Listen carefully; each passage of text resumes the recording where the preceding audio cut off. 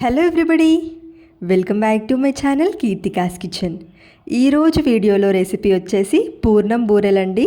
అమ్మవారికి నైవేద్యంగా పెట్టే ఈ పూర్ణం బూరెలు, అదేవిధంగా పెళ్లి భోజనాల్లో పెట్టే ఈ పూర్ణం బూరెలు, పూర్ణం బయటికి రాకుండా పర్ఫెక్ట్గా ఎలా ప్రిపేర్ చేసుకోవాలో ఈ వీడియోలో చూపిస్తున్నానండి. మీరు ఫస్ట్ టైం ట్రై చేసినా కానీ పర్ఫెక్ట్ మెజర్మెంట్స్ ఇంకా కొలతలతో నేను చూపించినట్టు కనుక ట్రై చేశారనుకోండి, పర్ఫెక్ట్గా వస్తాయి. ఇంకా లేట్ చేయకుండా ఈ ప్రాసెస్ చూసేద్దాం. ముందుగా ఒక కప్పు మినపగుండ్లండి. మీరు మెజరింగ్ కప్స్ లేకపోయినా పర్వాలేదు, ఒక గిన్నెడు మినపగుండ్లను తీసుకోవచ్చు. మిగతా అన్ని మెజర్మెంట్స్ కూడా ఇదే గిన్నెతో తీసుకోవాలి.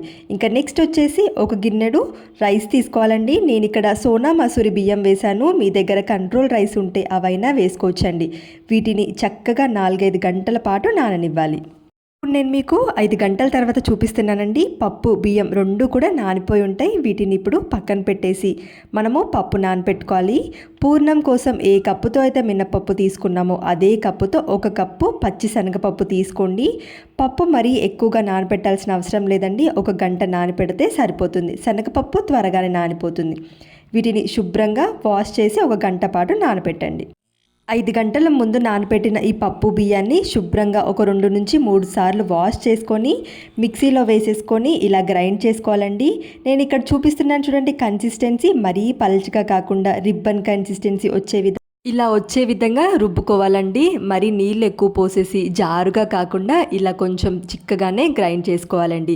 మీ దగ్గర మిక్సీ ఉంటే మిక్సీలో అయినా పర్వాలేదు, గ్రైండర్లో అయినా గ్రైండ్ చేసుకుంటే సరిపోతుంది. ఇక నెక్స్ట్ ఇందులోనే ఒక 2 టేబుల్ స్పూన్లు పంచదార వేసుకోండి. ఇలా వేసుకోవడం వల్ల మనకు పూర్ణం పైన లేయర్ కూడా క్రిస్పీగా ఉంటుంది. అదేవిధంగా ఒక 1/2 టేబుల్ స్పూన్ సాల్ట్ వేసేసుకొని ఈ పిండంతా కూడా చక్కగా కలుపుకోవాలి. ఇలా కలుపుకున్న తర్వాత ఇప్పుడు మూత పెట్టేసి కనీసం 1 గంట పాటు నాననివ్వాలి. ఇలా మనం రుబ్బుకున్న ఈ పిండిని నానబెట్టామనుకోండి, పిండి కాస్త పొలుస్తుంది. ఇలా పులవడం వల్ల మనకు చేసే పూర్ణాలు చాలా టేస్టీగా ఉంటాయండి. సో 1 గంట పాటైనా ఈ పిండిని నానబెట్టుకోవాలి. ఈలోపు మనము ముందుగా నానబెట్టుకున్న పచ్చిశనగపప్పు ఉంది చూడండి, ఇది కూడా మంచిగా 2 సార్లు శుభ్రంగా వాష్ చేసేసుకొని ఇక ప్రెషర్ కుక్కర్లో వేసేసుకోవాలి. మనం ఏ కప్పుతో అయితే పప్పు నానబెట్టామో అదే కప్పుతో 2 కప్పులు వాటర్ పోసుకోండి. ఇలా వాటర్ పోసుకున్న తర్వాత ప్రెషర్ కుక్కర్ పెట్టేసి ఇప్పుడు కనీసం ఒక 4 విజిల్స్ వచ్చేంత వరకు ఉడికించుకోవాలండి. ఇలా 4 విజిల్స్ వచ్చిన తర్వాత చూడండి, పప్పు చక్కగా ఉడికి ఉంటుంది. ఇంకా ఈ పప్పుని వేరే వడగిన్నెలోకి వేసేసుకొని నీళ్ళన్నీ పోయే విధంగా వడకట్టేసుకోవాలి. నేను ఇక్కడ చూపిస్తున్నాను చూడండి, పప్పు ఈ విధంగా మెదిపితే సాఫ్ట్గా ఉడికిపోయి ఉండాలి. ఇంకా ఈ విధంగా ఉడికిన పప్పుని కొంచెం చల్లారిన తర్వాత మిక్సీ జార్లో వేసేసుకొని రుబ్బుకోవాలండి. మరీ మెత్తగా కాకుండా కొంచెం బరకగా ఉండే విధంగా పూర్ణాన్ని ఇలా రుబ్బుకున్నారనుకోండి, మనం పూర్ణాలు చేసేటప్పుడు కూడా ఈజీగా వేసుకోవచ్చు. ఇప్పుడు పూర్ణంలోకి బెల్లం వేసుకోవాలి. వేరే ఒక బౌల్ పెట్టుకొని ఏ కప్పుతో అయితే పప్పు తీసుకున్నామో అదే కప్పుతో 1 కప్పు బెల్లం అయితే పర్ఫెక్ట్గా సరిపోతుంది. ఇందులోనే ఒక 1/2 కప్పు వాటర్ పోసుకొని బెల్లాన్ని పూర్తిగా కరిగించుకోండి. ఇలా కరిగించుకున్న బెల్లాన్ని మనం తర్వాత వడకట్టేసుకోవాలి.